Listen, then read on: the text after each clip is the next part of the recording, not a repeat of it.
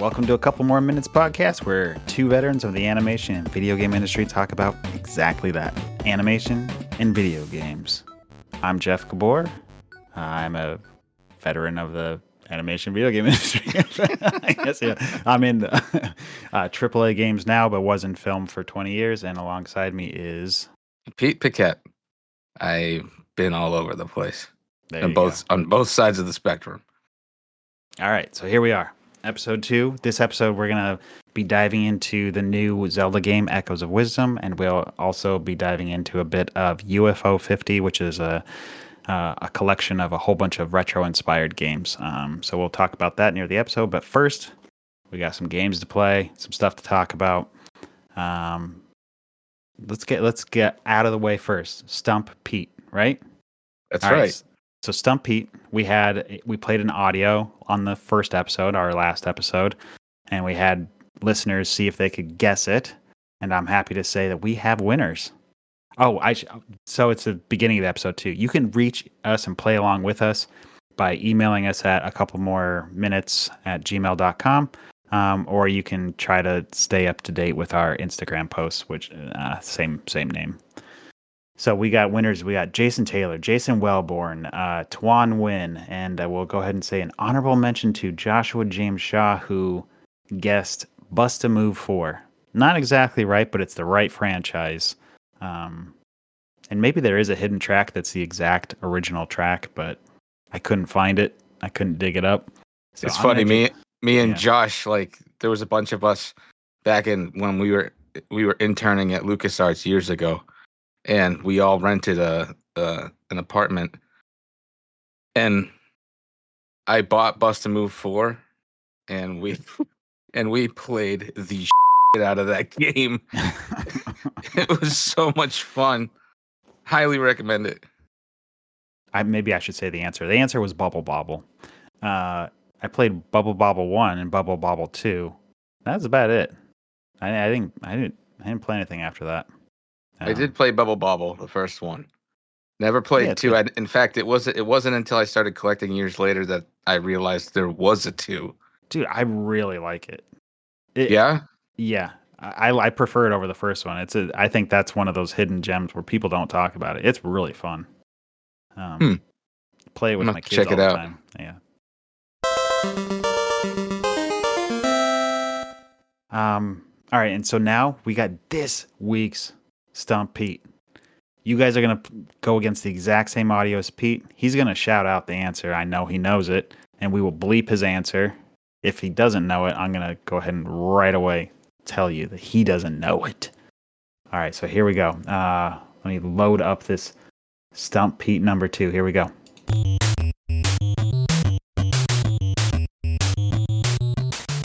This is... Yeah. Let's let it play a little bit longer for the audience.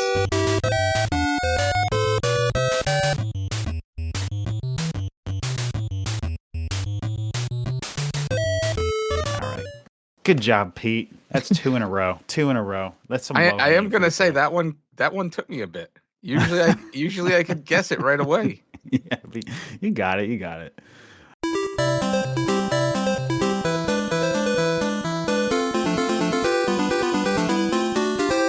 All right, so now we're going to play our second game. It's not even really a game. We got our 1v1, and this one is a lot of fun. So we were talking Mega Man and stuff last week, so right away somebody wrote in and wanted to really break down Mega Man 2 versus Mega Man 3, even though that wasn't our topic. And I want to say right out of the gate, I have a correction to make. And Pete, I didn't know this. Mega Man 9 and 10. We were talking about how they took out the slide mechanic and they took away the charging Buster Shot, right? Mm-hmm. Did you know that's not true? We were wrong. Really? Now I've played 9 and 10. I really like those games, but I never dared to play as Proto Man. You can play as a playable character. Like, he's a playable character in those games. And he has the slide and the charge shot. I had no idea. Okay. Well, the king of Mega Man is wrong. Yes. So I can't say I'm the king of Mega Man or even close to being. I'm like the squire of Mega Man. I stopped playing after 3. So I don't know anything about Mega Man yeah. really. Well, I have to admit I was wrong. And with that, comes Bubba Hump. Bubba Hump wrote into the show talking about there shouldn't be any question of the debate between Mega Man 2 and 3. Mega Man 2 is far superior than its prior prequel. Mega Man 2 holds the test of time because of all the things that made the first game a hot mess were enhanced and made better. The 8 robot masters, 2 in particular ones that are hailed as the greatest, Metal Man and Quick Man. The music was by far the staple of the Mega Man series. You forgot to mention the other levels besides Wily's Castle #1. He makes a good point here too. When booting up the game, the intro theme with Mega Man on top of the tower is the essential staple Mega Man theme song for the whole franchise. Also, the essential Robot Masters are pretty banger. Wily's final battle, although simple, when you learn his weakness, stuck out to me as a kid because holy S, he turned into an alien. And then, what a twist, it was a hologram. What a prick. The ending was one of the best in the NES because it was up for interpretation. Mega Man left his helmet on the hill when then retired to his little house in Poland. Or did he? What was the meaning of it all? Did he give up his identity as a robot? One of my favorite theories is that the creator of the game, Kenji Inafune, thought that this was his last go at making a game with Capcom, and after pouring everything into the game. So the ending was a mirror of his possible last passion project with Capcom before leaving. What does Mega Man 3 have? Proto Man's pretty pimp. So all those are pretty good points that Bubba Hump makes. So yeah, he does. He makes some good points for sure. Yeah. I really like the conjecture of like the creators like reflecting his possible outcome in the ending. Yeah. That's pretty cool. So we then put it out to the masses that this week we were going to discuss what is better, Super Mario World or Sonic the Hedgehog 2. So Pete, let's you want to talk you and I first, or you want to listen to some of the comments? Why don't you read the comments? All right. And then we got a lot on this. And then we'll dive in and we'll each give our spiel. All right, so a few comments. Yeah, that sounds great. Okay. So Grand Design says Mario World for me because it's flexibility of how to play through the levels. That's totally true. Blackwood of Blackburn. I mean, there's a thing I like about both of them. Sonic has spin dash, different but seamless ways to go through the same level. But Super Mario World has a different power-ups and what they provide, so it's hard to say which one is honestly better. They're both good in their own way. Let's see. Brimguard says, personally, I'd rather and have several times replay Super Mario World, and that's even doing the 96 exit run. Sonic 1 was a slog, and Sonic 3 was actually kind of fun. Haven't played Sonic 2 in a hot minute, but beyond the current drive to beat games from my childhood, I don't really have a desire to replay Sonic 2. So that's pretty, yeah. And then he goes on to, now where it might actually get advantages is the music. But even then, I'd rather re-listen to Sonic 2 than replay Sonic 2. So a good point. Ugly Owl says Super Mario World beats most games that it goes up against, not just Sonic the Hedgehog. Arn Pauly says Sonic 2 has Casino Night, so Super Mario World doesn't. Checkmate, haters. Tsunami says always, I say Super Mario World, but I have a big nostalgic bias. Samurai says Super Mario World for sure. Zero the 14 says, I like Sonic 2, but in my opinion, Super Mario World is one of the best games ever made. Weevil of Dew says, that doesn't even seem like a fair comparison. One of the best Mario games of all time to a mediocre Sonic game. The Sonic game was the first intro to Tails and two-player mechanic, but it wasn't anything groundbreaking like Super Mario World. Joe Dash is Super Mario World all day. It brought us Yoshi and color block switches. Sonic 2 was fine, but they really pushed Sonic is fast too. They pushed Sonic is fast too hard, and at full speed, the camera is too zoomed in to enjoy the game. So, according to those comments, pretty much a landslide towards Super Mario World. I think there was only one strong vote for Sonic. Yeah, they probably didn't own a Super Nintendo back in the day. Yeah. That's my own. That's honestly why I think people think Sonic is better than Super Mario is they just didn't have it, so it was like the sour grapes mentality. You know what I mean? Yeah. But anyway, I got a lot to say about this too. Okay, let's go. I got my comments here. It's not even close. It's not even close. Mario's game design has the player knowing how they made a mistake and that it was entirely their fault when they die, which is a true learning moment. Sonic's game design leaves the player wondering what the hell happened to them because they were going so damn fast they couldn't react to an enemy that spawned right in front of them. Yep. A lot of gotcha. Yeah. There is some skill involved, but luck plays a huge part in it. Yep. It feels like a glorified game of pinball when put in comparison to Super Mario World, which isn't bad, just completely different. Mm-hmm. Case in point, if you took the locomotions out of Super Mario World, you'd have pretty much nothing, right?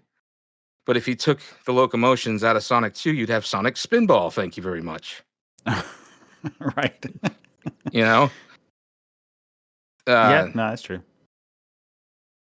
I mean, I'm gonna try to. I will try to play devil's advocate with it. Like, well, I'm not done. I still got okay. All right, let's go. All right, I will keep going, Pete. You're on a roll. Speaking of locomotion mechanics, the control you have in Super Mario World compared to Sonic 2 is like night and day. Like, Sonic's locomotion controls are so clunky, and the jumping. If you're not going like 1,000 miles an hour. The jumping feels like Ice Climber, which is one of the worst platforming games Nintendo had ever made. There is a weird part of Sonic. Like if you don't have momentum and you're trying to slightly go up a incline, it's like he's got like lead feet. He can't move. And you try to do these like jumps to get moving. Yeah, I agree. It feels a little clunky in terms of how he gets moving. Yeah. Which I guess is you got the spin dash to get yourself moving, but it doesn't feel right. Yeah. Now, I will say a couple good things. The graphics and animations are possibly the only edge Sonic 2 has over Super Mario World. Yep. And what they were able to pull off with the Sega Genesis sound chip was amazing in Sonic 2, but it still sounds like wet bean farts in comparison to Super Mario World.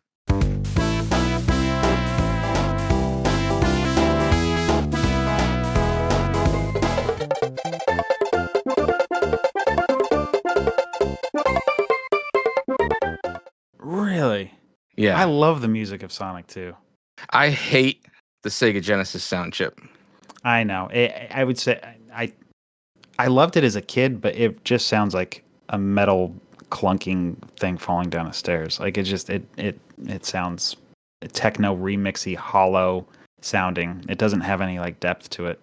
Yeah, I was gonna research it and find out more about the chip itself, the name, like some of the specs, but I've totally forgot, so I apologize. But I'll say that the Sonic team is one of the only studios that really knew how to get that thing to work excellent, right? Oh yeah, there's a few games that really stand out to me that really it can do it. Like Streets of Rage. Streets of Rage, exactly. There's like Revenge of Shinobi, like sounds great. Ristar, like, and so it's possible, but yeah, it doesn't sound as good. Like have you heard that we were just talking about Mega Man, but they released Wily Wars, right? Which is the upgraded graphics version, redone version of Mega Man 1, 2, and 3 from the NES. So they had to redo all the audio. I cannot stand listening to it. I know it's hit and miss with people, but I really feel like, wow, an 8-bit, much more limited chip system sounds way better than the Sega Genesis trying to do the same songs. I believe it. Yeah. I totally believe it. What's your list? Yeah, I mean, I feel like the win goes to Mario mainly because it's level design. Everything is so intentional. Like watching even speed runs, you can't help but feel like, did they see this coming? Like, did they know jumping here, going at full speed will perfectly land on this turtle, land on this platform, land on this. Like it feels way ahead of its time in terms of like thought and design all the way through. The flying mechanic, like how you get the cape, was so cool. I saw that in like Nintendo Power and was like, oh my god, he's got a cape, and it's so fun. Yoshi is amazing. I love that even the small little detail of every time you jump on Yoshi, you get that little like drum beat. The bongos, yeah. Yeah, every time, like every soundtrack through the game, as soon as you jump on Yoshi, you get the little bongos playing. It's so fun and cute, and it stands up to the test of time. Like if I had one game to play for the rest of my life between those two, yeah, it's got to be Super Mario World, just because it's cute and fun. Above everything else, just it's fun, and it's also challenging. It's a lot more challenging than I remember it being, because I started playing it again and I was like, damn, either I'm getting old, which is the truth, or like, this is a lot harder than I remember. I'll be honest, like I don't think I've ever properly done the 96 exits, like getting the full game. I still, if you ask me right now, do the Lost Forest, I don't think I could figure out every exit. I know how to get through it, to get out of it, but that's about it. I don't know. That is tough. I couldn't get past that part. Yeah, the Lost Forest stumped me as a kid, because it relies on you finding like some deep secrets and stuff. But that does make the game interesting as well. I would say like the story of Sonic 2, it's weaving a story during the whole time. That's really cool. The fact that it has a 2-player. One thing that has a big negative to me is I still think about Sonic 3. And that they perfected Tails. I went and played Sonic earlier this year and I couldn't believe it. I was like, I thought Tails could fly you. Like you could pick your buddy up, like fly him around the screen. They didn't add that until Sonic 3. And it really like makes Tails really superfluous. Yeah, he's pretty useless in 2. Yeah. He doesn't do anything. He might have like killed an enemy once for me. Yeah. And I think he might have picked up a stray ring that I lost at one point. Oh, and don't get me started. The bonus levels. So the coolest thing that Sonic 2 has over Sonic 1 is Super Sonic, right? You get all the Chaos Emeralds. You become like this ultra, like amazing gold flashing flame head, awesome, cool looking Sonic, and it's super fun to play. Unfortunately, the bonus levels, you go through this like 3D looking pipe, and Tails keeps getting in the way. Like he collects coins, right? So you have an AI version of Tails, and he's going around this pipe too. And you're supposed to be dodging these like little black balls that are coming and flying that you really have a hard time seeing as you're going around the corners. Well, the AI of Tails is collecting coins and sometimes gets the ones that you were trying to get. And then he is too stupid, the AI, and then he gets hit by these black balls, which makes you lose your rings. And he keeps costing me the Chaos Emerald. Because he's the one. The AI is losing the rings that... So I eventually have to turn... You have the option to turn Tails off. I feel like that's the only way to do it. Yeah. Mm-hmm. How do you do that?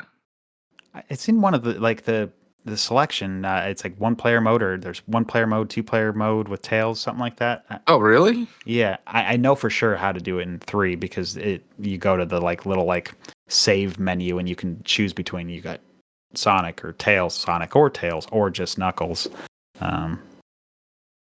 Yeah, I know there's a way because it's too infuriating to leave him on. Yeah, he's a pain. Yeah. So I guess this is a pretty open and shut case. Yeah. Well, like I said, it's not even close. Yeah, I think Weevil of Doom was right in his comment of saying, yeah, this is just like not even a fair comparison. So we got another proposal. All right. So listeners, I'd really like you to email the show. Tell us what you think. What's better, Double Dragon 2 or Contra? Ooh. I don't know if I can answer that. It's my first time hearing that one. I'm leaning one way right now just because of. Well, we'll get into it, but you know, it's not that cut and dry. Like it music, isn't. It really music, isn't. It's like 2-player mode, both. I don't know. I don't think you and I are going to agree on this one. You don't think so? Yeah, I don't know. All right, we'll save that for the next episode. Hopefully, we get some more really good write-ins about it. Yeah, thank you for writing in. Yeah, that was awesome. Yeah, it was nice actually. I was a little worried that we weren't going to get anybody to play along with us, but it makes the show a lot more lively and fun.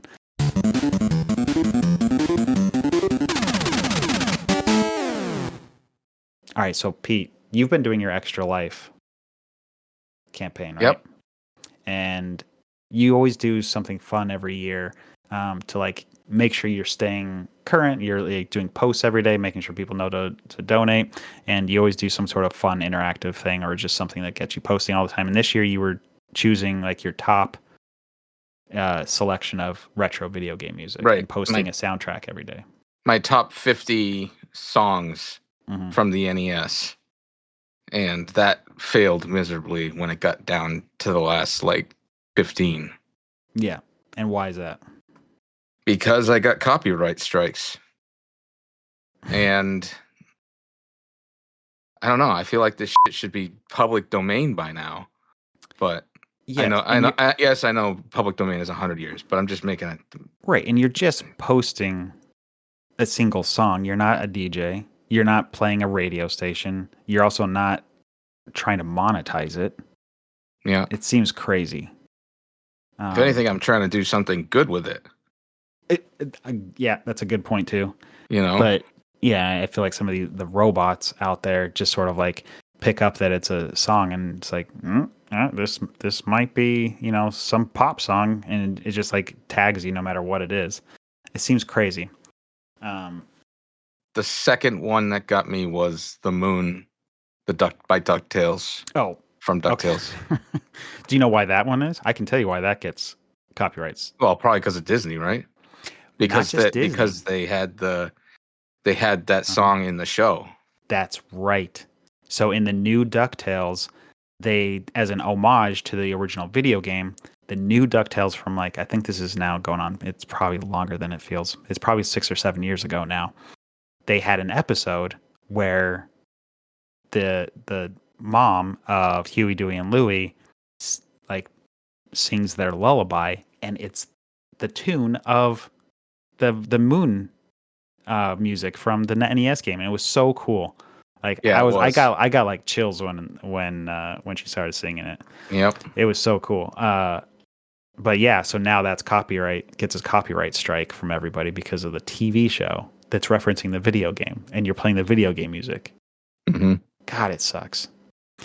So that's definitely a one-off where that goes.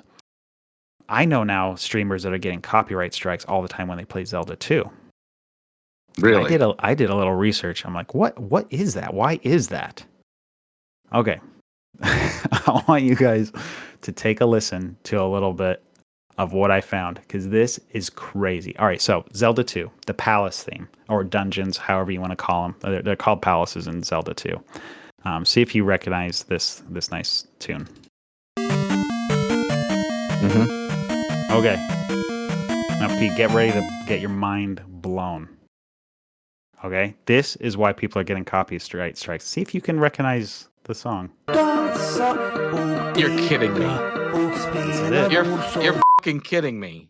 So there is copyright trolls going around and recording their own versions of these retro songs, and then putting up copyright, like they own the song, and then for every video that was trying to monetize it, they then get the monetization for it, which is what happens when if you record and you put some SZA in your video that's getting monetized, you get slapped with a copyright strike. You get demonetized, and the monetization that would have come goes to actually the artist that has the copyright claim.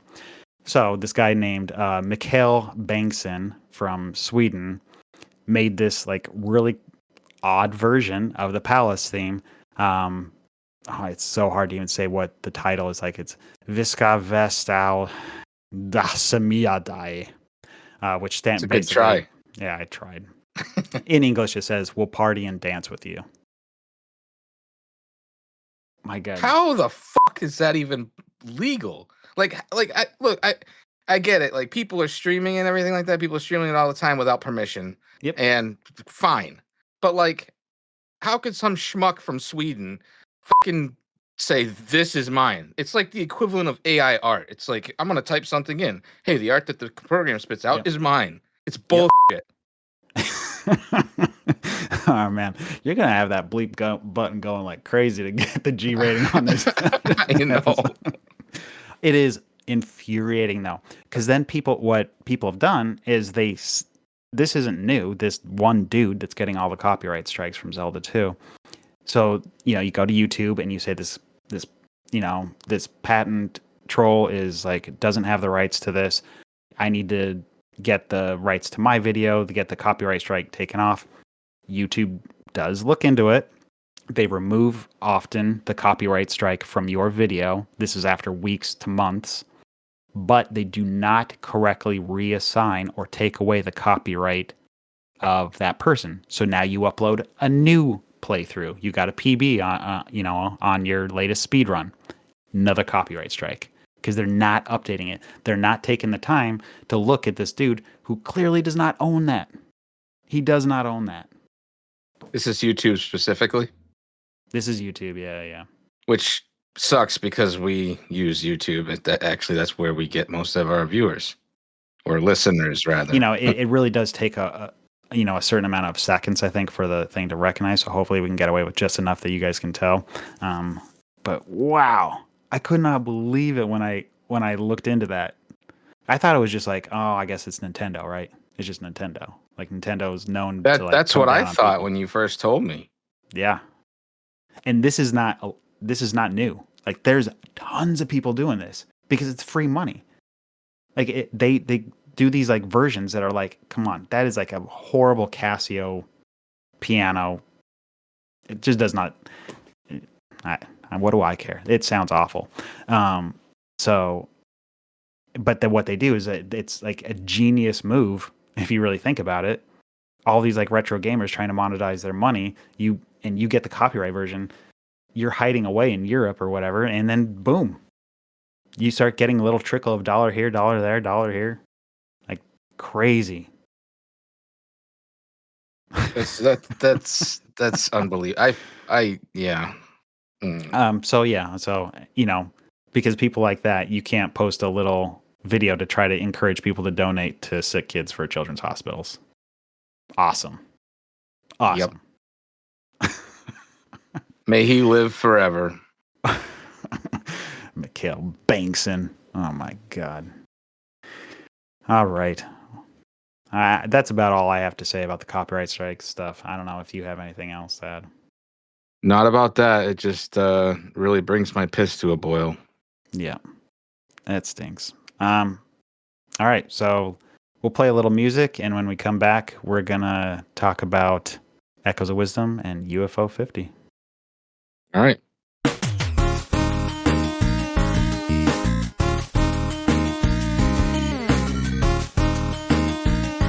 Okay, all right. Let's go. UFO 50. A lot of retro streamers are playing this game.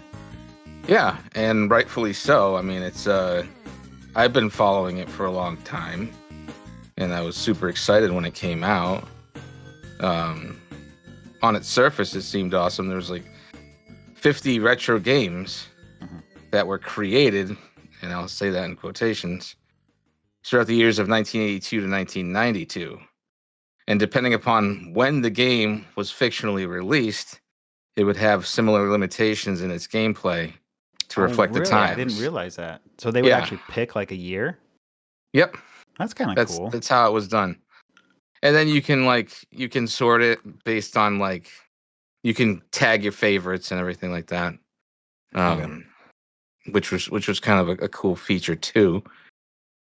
What they were going for, from my understanding, is they were going for the idea of emulating those old multi-carts like like the Action 52 Yeah. back on Or the NES. what was it? 6-in-1 Caltron.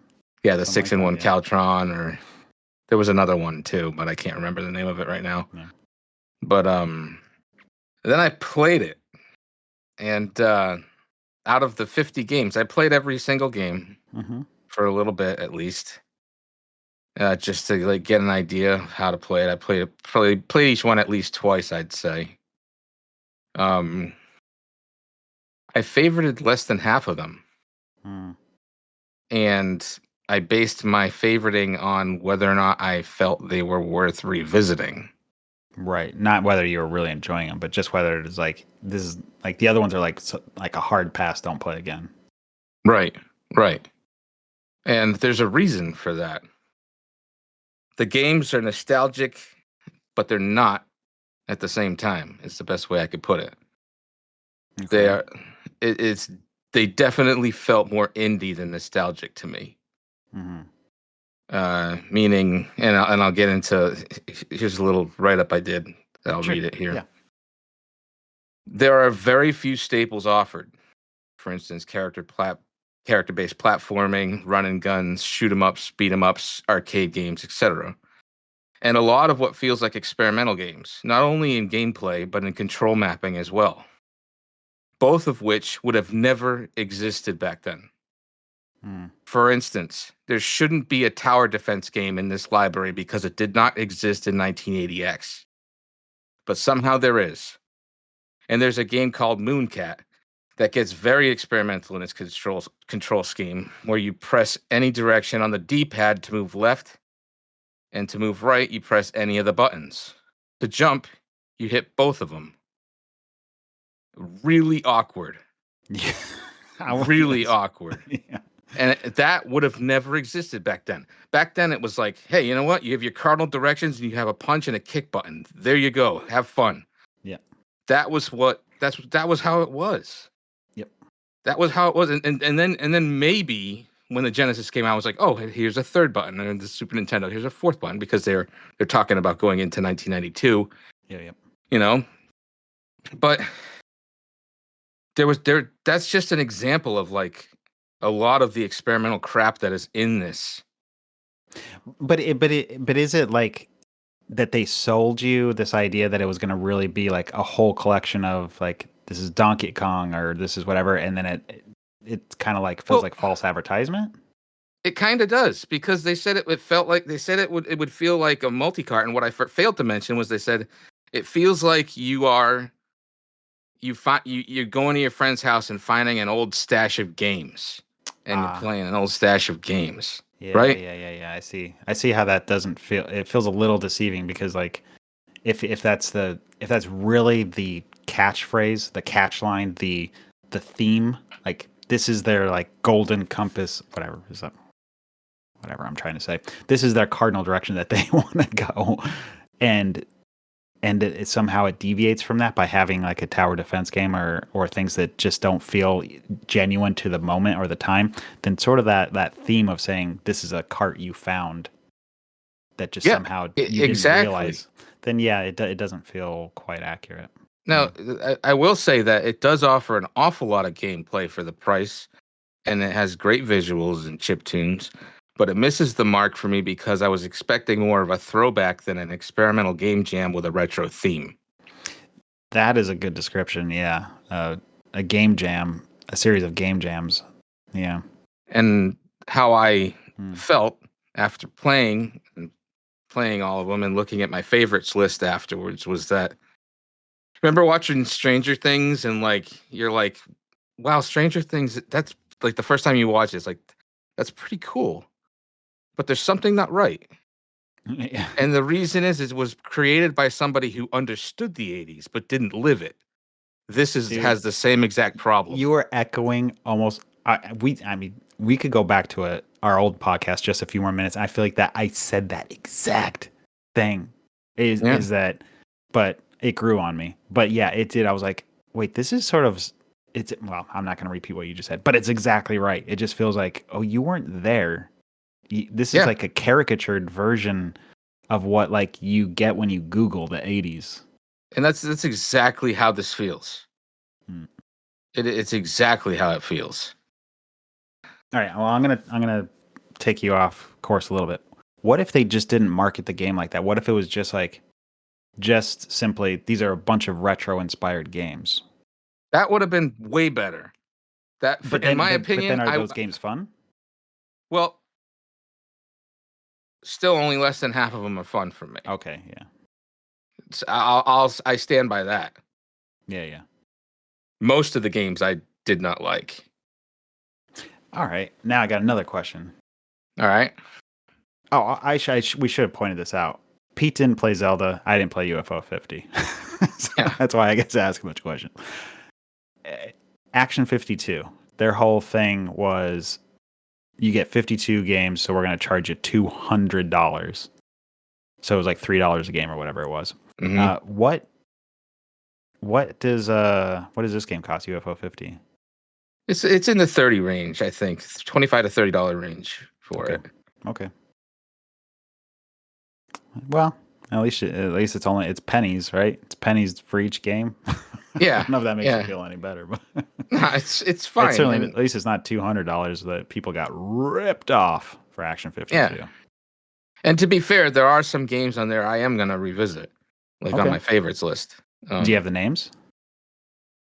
Let's see. There's a game that I liked called Warp Tank, where you are a tank that is like constrained to a wall, but you can warp to a wall opposite of you, which is kind of cool.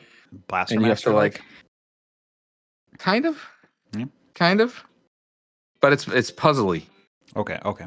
Yeah.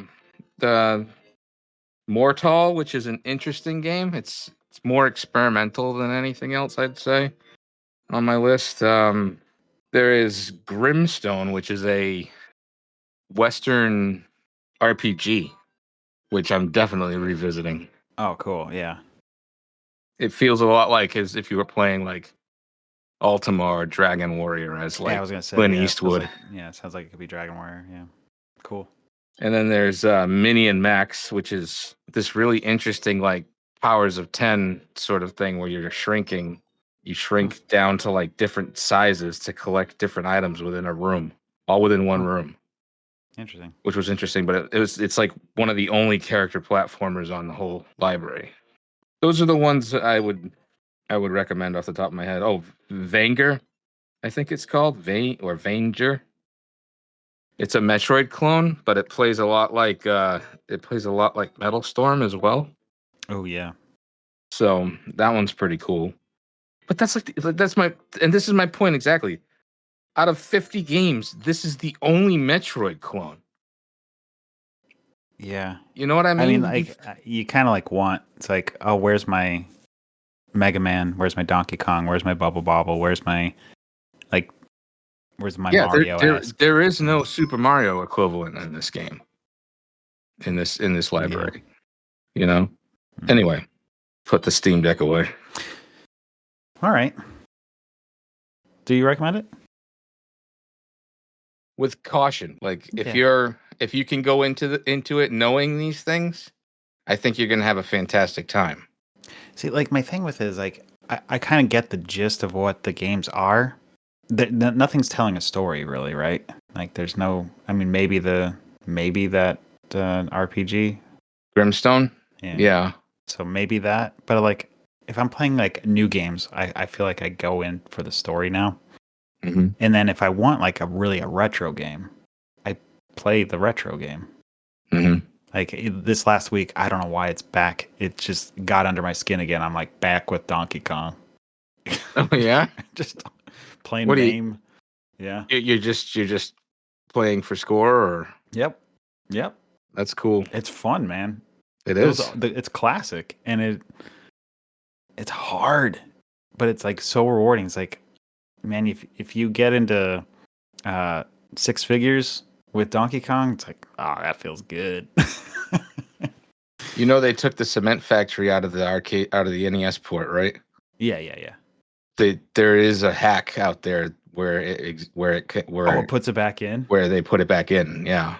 That's so cool. I think it's called. Well, it was released on the Wii initially, It was, I forget if it was called Donkey Kong Ultimate or something like that. Like, Mm, God, I had no idea I was going to be talking about this, but so I don't really know the name of it off the top of my head, but there does exist reproduction carts out there with that's that on it. cool. That's really cool. I should check that out. Yeah. All right, we gotten off topic. We'll get your score at the end. Let's talk Echoes of Wisdom.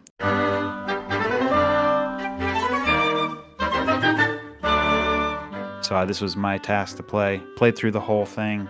I will say I really enjoyed it. Oh, that's good to hear. Yeah,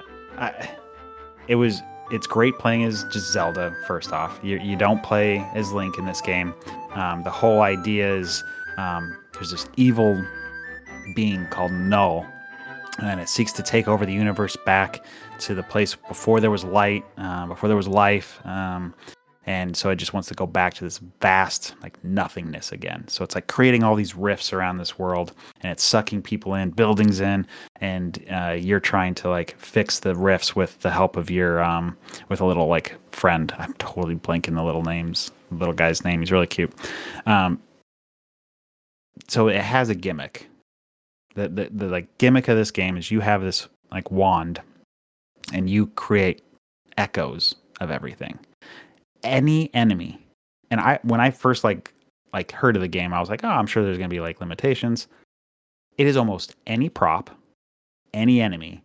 You take your wand and you register it as an echo, and then you can make another duplicate of that anywhere in the world at any time, and you can make as many of them as is possible, as long as the strength of your little friend, how much strength that person has, and you know as you play the game, they get more strength to be able to like make more clones. So this is crazy. They have so many enemies.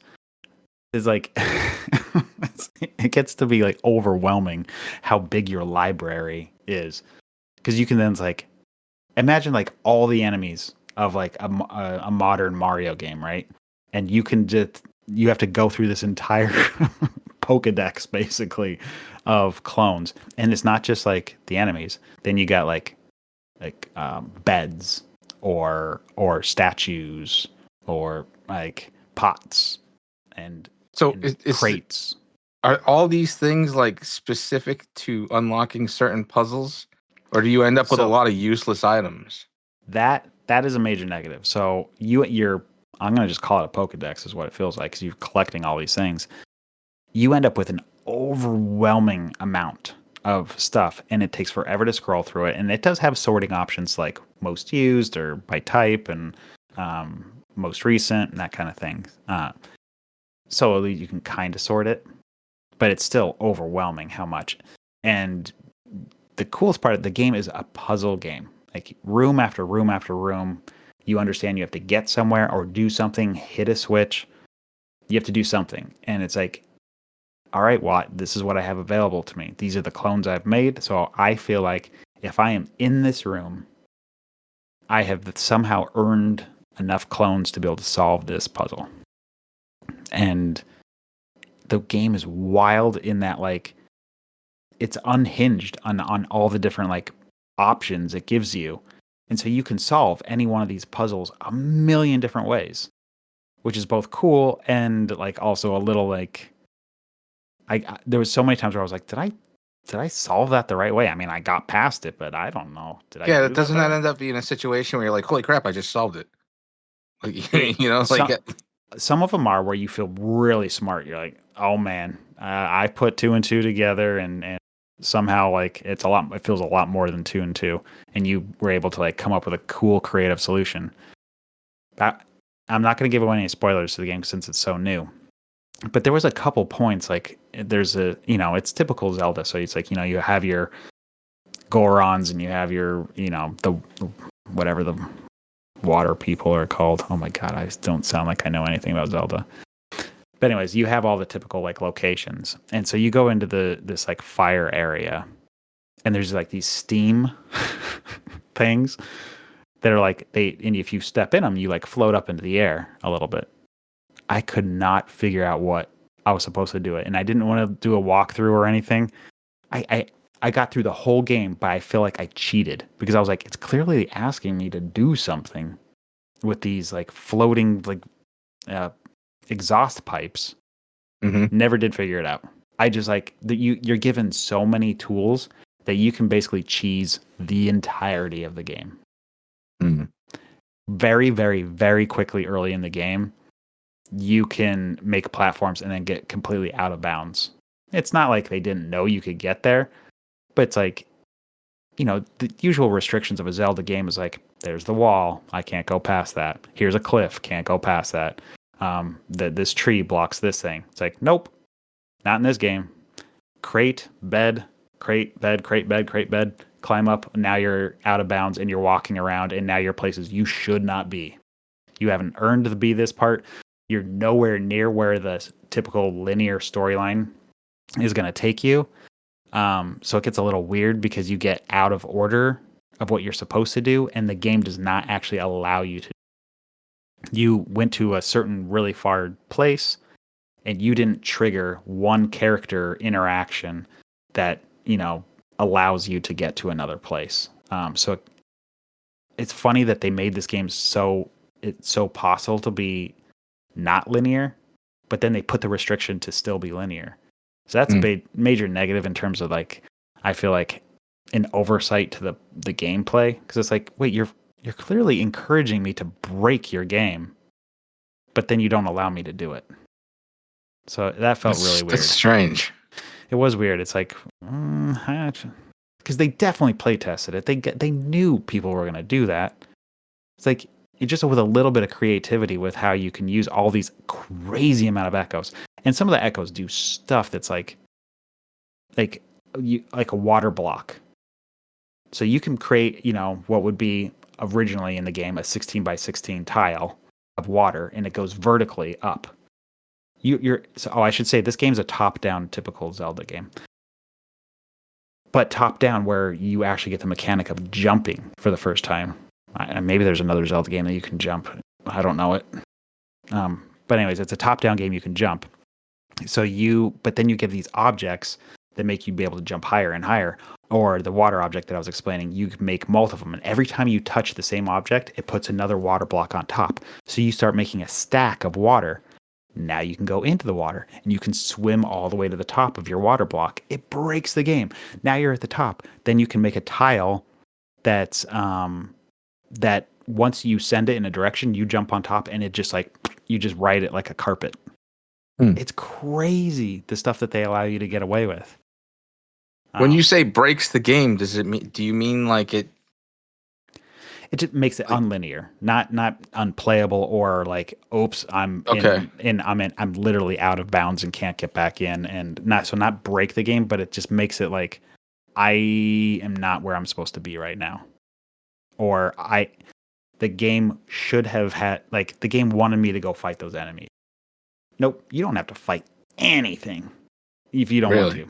Which brings me to my next point: combat. Your only tool is clones, right? As Zelda. So you come up against a bunch of moblins. What do? You make a clone of another moblin or another like Keese, like a bat or whatever. And they start going after, and you just watch them fight. You just watch your clones fight. They do the fighting for you.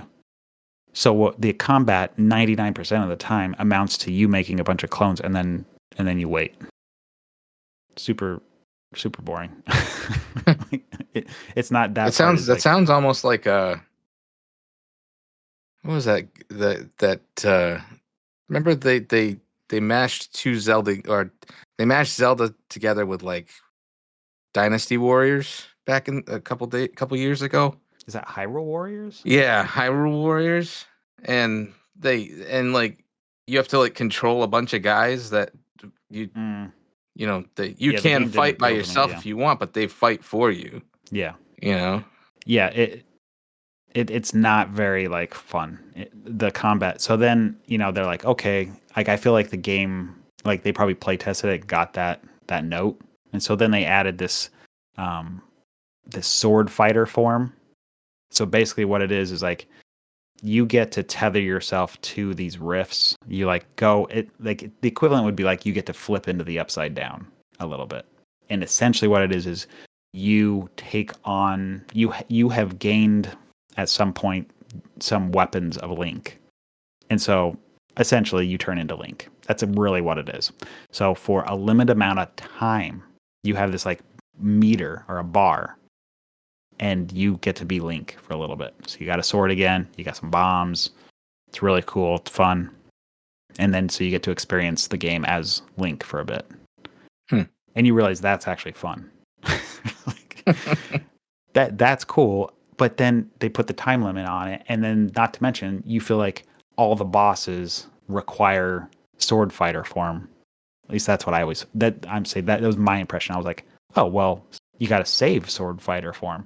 So then I was discouraged from using what was actually fun. So it was just like, all right, send a clone, send a clone, send a clone. I don't know when I'm going to need sword fighter form, so send a clone, send a clone. So that's the game is awesome for puzzles. Feels really cool, super creative. I feel like this is Nintendo doing what Nintendo does, which is just like, man, how do they make these kind of cool like design choices and puzzles? It's like the Super Mario World again, where it's just like, you guys just like focus strictly on creativity and fun. That's what the main part of the game is. Combat, not good. Yeah, it's just not good. I don't know. That's too bad. Yeah, that's it is too bad. I had it in my hands at a GameStop, and I was like, I was gonna pick it up, and then I was like, you know what? I'm gonna wait for the review, and see if it's worth it. I really enjoyed playing with it. I wanted to keep picking it up again. I let go the fact that the combat was not that great. Other people have not been so kind. Like they're like middle of the road Zelda, like not great. I think it's really creative. I think it's definitely worth a pickup. To me, I think it's fun. The only other complaint I had was like,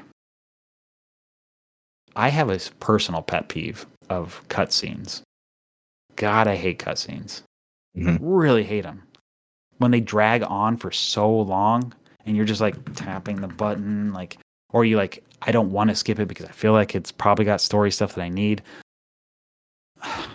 My God, it's just so much, and it like doesn't hit home. It doesn't hit emotionally. It's like more that's where Nintendo goes super soft with their like stories. They're always like, what is this? This is really a cartoon for like 4-year-olds. Yeah. The puzzles can't be solved by a 4-year-old. Ain't no way. So the gameplay is marketed to teenagers and up, but the story is like, who are you talking to? Like, yeah, I mean, like, I agree. I liked Nintendo better when they didn't have the options of cutscenes, because then it forced them to put the story in the gameplay. Yeah, that's my thing. So I still like having a story, and then so they made the odd choice. Like, you've played Breath of the Wild. I know your feelings on that. You didn't like it, but Link doesn't talk, right?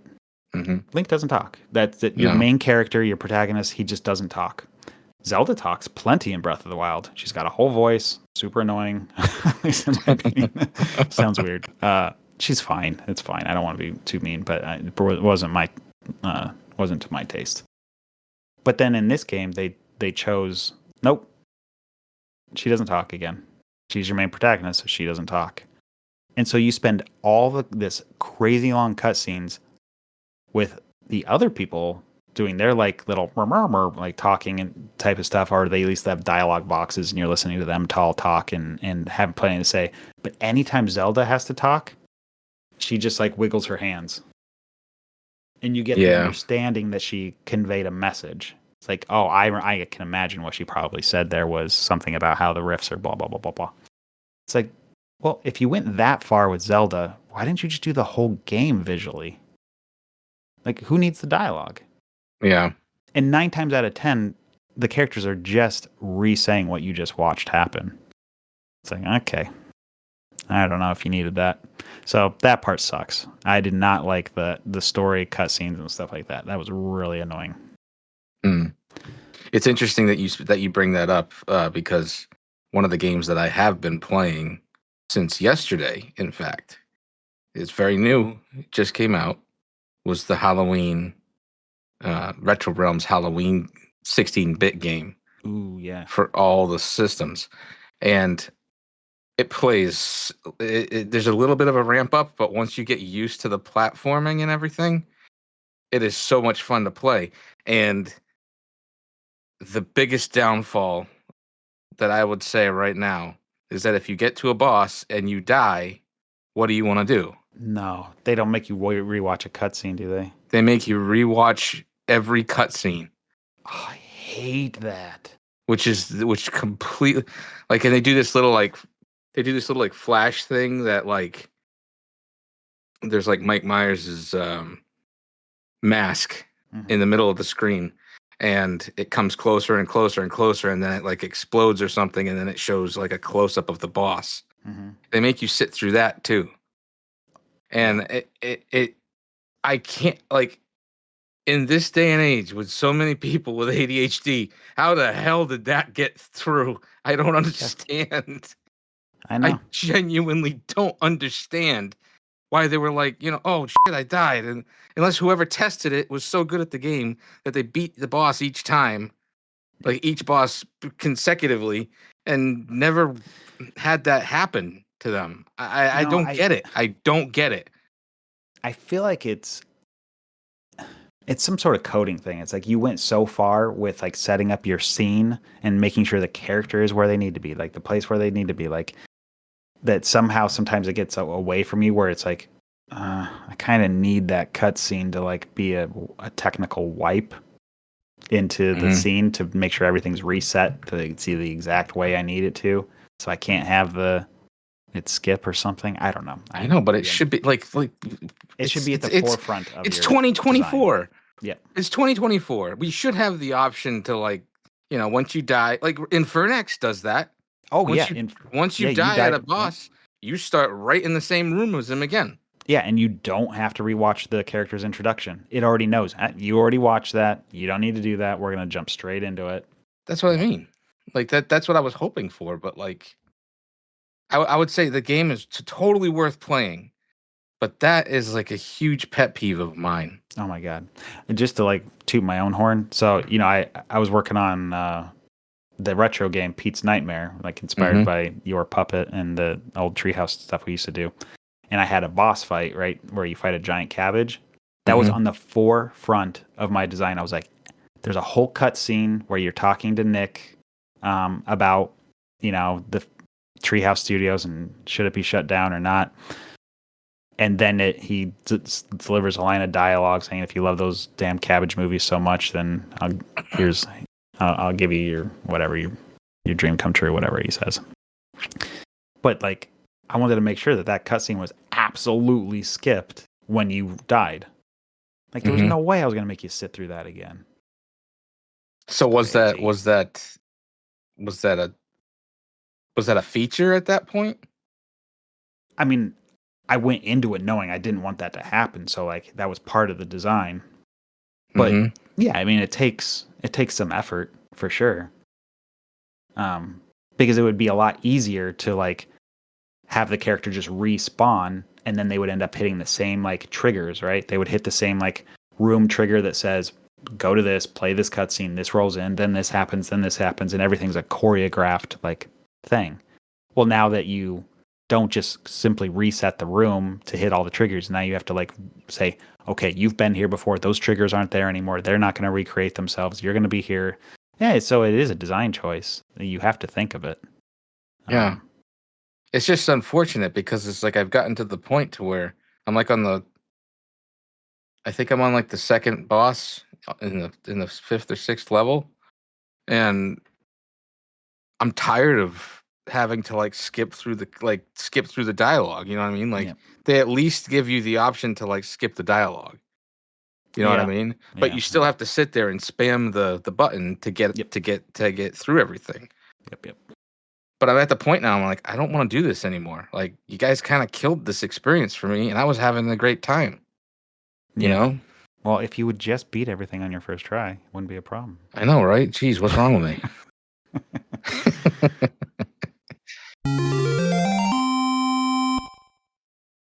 All right, man. What are your thoughts on UFO 50? We're rating our games 0 to 5. We last week we said we weren't going to do half points for an X, so we gave it each a 4.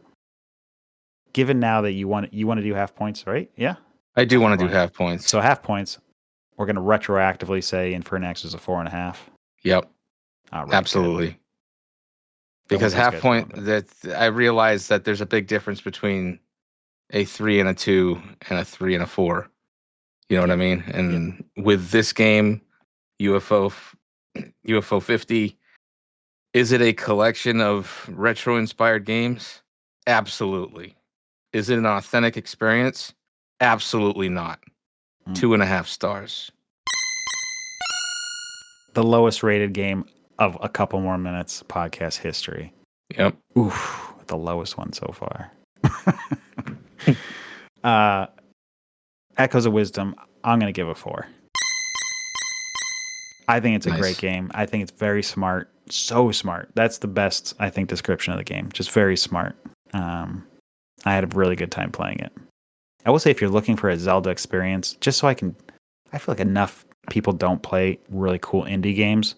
Blossom Tales, and especially Blossom Tales 2, are basically a reimagining of Link to the Past with a female protagonist. So if you're looking for a female protagonist like Zelda and you want Link to the Past where you have combat, those games are awesome. They're so good. They do not get enough play. They don't get enough people talking about them. So there is also, if you want to play as Zelda, there does exist ROM hacks of the original Legend of Zelda. Where you can play as Princess Zelda. And I forget the name of it. It's in Japanese, so it didn't stick in my mind, but I have a reproduction cartridge of it over there. But yeah, it's basically a reimagining of the first game. That's crazy. So that's cool. I love that stuff happens and they do that kind of stuff. Fun. All right, Pete. This is a long form. We try to stick to an hour, and look at that. We're just at an hour. Yeah, we're doing it. We did it. So please give us your comments. Please write into the show. We got a couple things. We have that new Stump Pete. It's in Stump Pete. And then we have next week we'll be talking, or next month. Man, I keep saying next week. We used to do it on a weekly basis. We'll do Double Dragon versus Double Dragon 2. Sorry. This is yes, important. You have to because Double Dragon specify. 1, that ain't gonna win against Contra. Double Dragon 2 versus Contra. Any last words there, Pete? That's about it, man. A couple more minutes at gmail.com. Yep. That's it. All right. So this has been just a couple more minutes where two veterans of the animation video game industry talk about exactly that. Catch you next time, Pete. All right. See you around, man.